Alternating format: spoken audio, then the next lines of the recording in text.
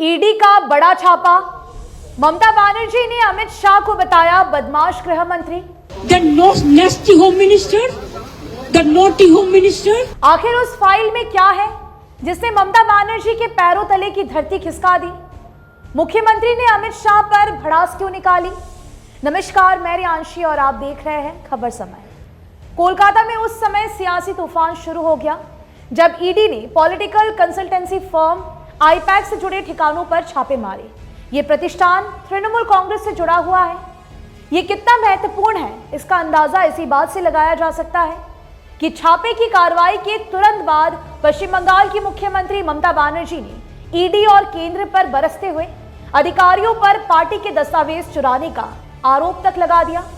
Is it the duty of ED and Amit Shah, the nasty home minister, the naughty home minister, who cannot protect the country, and is taking away all my party documents? If I get the BJP party office, what will be? What will be the result? They didn't have any guards. Alongside the SIR case, they are deleting all the names of the Bengal people.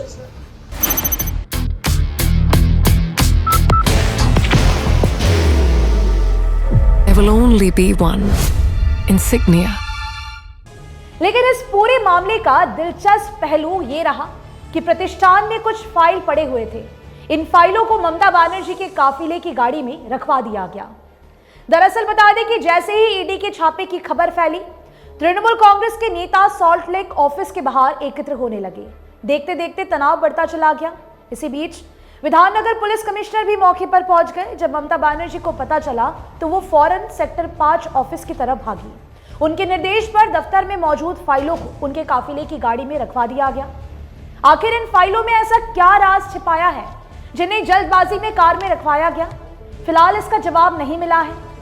पश्चिम बंगाल में भ्रष्टाचार के मामले में ED की जांच और छापेमारी चल रही है। ईडी ने सेंट्रल कोलकाता में आईपैक के वरिष्ठ अधिकारी प्रतीक जैन के घर और फर्म के ऑफिस में भी छापेमारी की। प्रतीक जैन को ममता बनर्जी की चुनावी रणनीति टीम का एक अहम सदस्य बताया जाता है। जैसे जैसे जांच आगे बढ़ रही है, अधिकारियों को नई नई जानकारियां भी हाथ लग रही है। यहां विभिन्न क्षेत्रों में जो भ्रष्टाचार उजागर हुआ है उसकी जांच करते हुए ईडी ने पाया है कि राजनेता बड़े होशियार हैं। उन्होंने व्यापारियों और उद्योगपतियों को निशाना बनाया और उनके माध्यम से कमाई की है। मजे की बात तो यह है कि उन्होंने अपनी सारी कमाई उनके पास ही जमा करा दी है ताकि जांच एजेंसियों की नजर में वे बेदाग साबित हो सके। बाहर की भागदौड़ अब नहीं तोड़ेगा आपके घर का सुकून। SBM गोल्ड UPVC विंडोज, आपके घर का सुकून। प्रतीक जैन के घर और दफ्तर पर ईडी की मौजूदा कार्रवाई को लेकर मुख्यमंत्री ममता बनर्जी ने सीधे सीधे केंद्रीय गृह मंत्री यानी कि होम मिनिस्टर अमित शाह पर आरोप लगाते हुए उन्हें नॉटी नेस्टी तक कह दिया है। जी हां, उन्होंने होम मिनिस्टर को शरारती बदमाश गृह मंत्री बताया।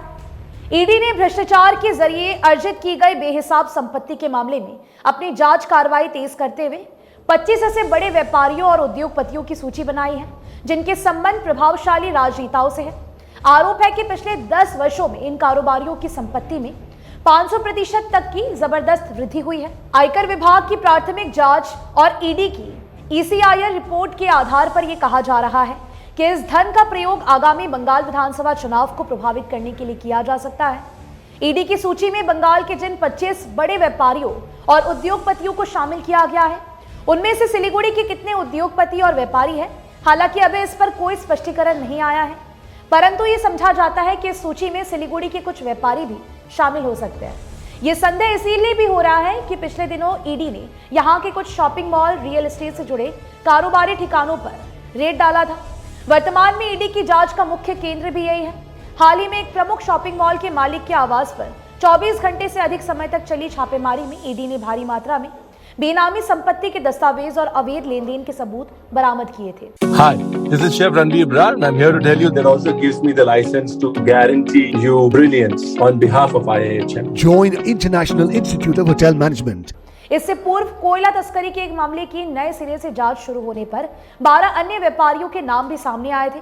अधिकारी मान रहे हैं कि भ्रष्ट तरीकों से करोड़ों रुपए कमाए गए और उन्हें इन व्यापारियों और उद्योगपतियों को दे दिया गया ताकि वे इस काली कमाई को सफेद बना सकें। बहरहाल ये देखना होगा कि प्रतीक जैन के घर और दफ्तर पर छापे की कार्रवाई के बाद ईडी का क्या बयान सामने आता है, और यह भी देखना होगा कि इस कार्रवाई के बाद मुख्यमंत्री ममता बनर्जी का अगला कदम क्या होता है। আমি মনে করি এটা ক্রাইম। একটা পার্টি অফিসে, এটা প্রাইভেট অর্গানাইজেশন নয়।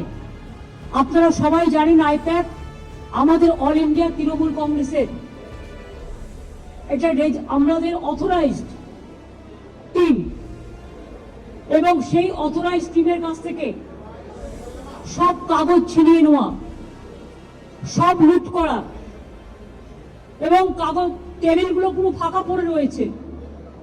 তার মানে সব কাগজপত্র এবার বলুন আবার নতুন করে তৈরি করতে গেলে ইলেকশন তো পেরিয়ে যাবে।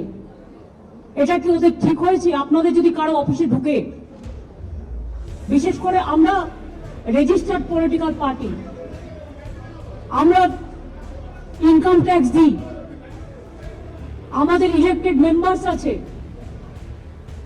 আমাদের অডিট হয়। যদি কোনো প্রয়োজন থাকতো ইডি, তারা ইনকাম ট্যাক্স থেকে কাগজ নিতেই পারতো।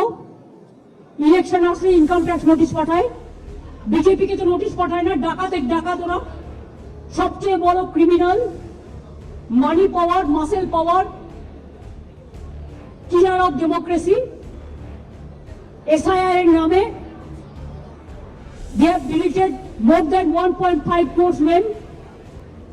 Even they gave notice to Amartya Sen, Nobel Joy. They have sent notice to Joy Goswami.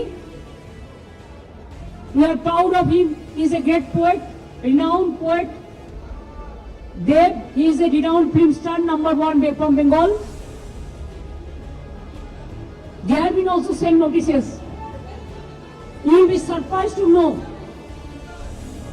maximum women voters' name are being deleted. Why? Maximum young generation, they are not allowing to enlist their names.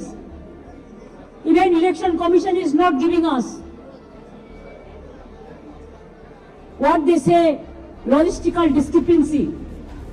Newly they started, it was not in the SI rule, absolutely new one. That record is also not with anybody, not with the district magistrate, not with the state government. আস্তে please আপনারা যারা করছেন এটা, আমি বলবো এটা আপনাদের কাজ নয়, আমার কাজটা আমায় করতে দিন। আমি আপনাদের এখানে এসব করতে ডাকিনি, প্লিজ স্টপ ইট। फिलहाल आपकी क्या राय है इस पूरे विषय को लेकर, हमें जरूर से बताइएगा। अभी के लिए मुझे दीजिए इजाजत। आपको बता दें कि आपके लिए खबर हमारे प्रतिनिधि सुरेंद्र श्रीवास्तव द्वारा लिखी गई है। आप हमारी खबरों को YouTube पर भी देख सकते हैं। हर समय खबर समय। धन्यवाद।